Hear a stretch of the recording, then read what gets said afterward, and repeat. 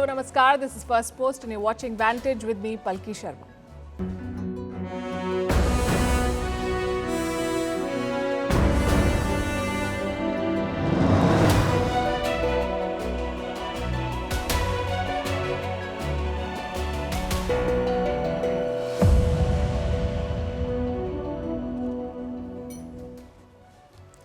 Day 27 of the war.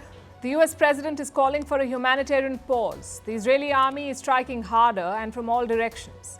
The death toll in Gaza is mounting. The West is waking up to the dangers of TikTok. It's a flush with misinformation and Hamas propaganda. India banned this app 3 years ago. In Pakistan, the economy may be in a shambles and the people may be suffering, but the government has announced a 45% pay hike for some bureaucrats. We'll tell you why. After border talks with China, the King of Bhutan is coming to India for 8 days. We'll tell you what to expect from the visit. Japan has announced a $113 billion package to tame inflation. Myanmar's rebels have taken control of important trade routes and China is mighty upset.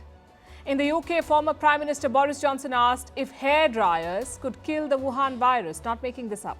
And poisonous air is killing Indians. Who is to blame? And what are we doing about it? All this and more coming up. The headlines first. China mourns the death of its former Premier Li Keqiang. Flags flew at half-mast across China as his body was cremated.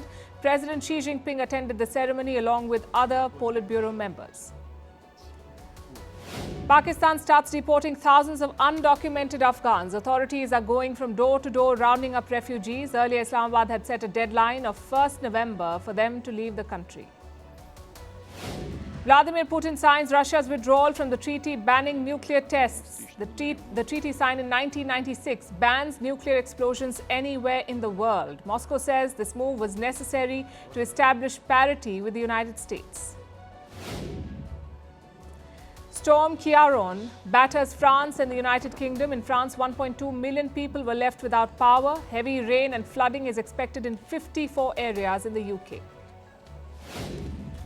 And Team India marches into the Cricket World Cup semi-finals. They beat Sri Lanka by 302 runs in Mumbai.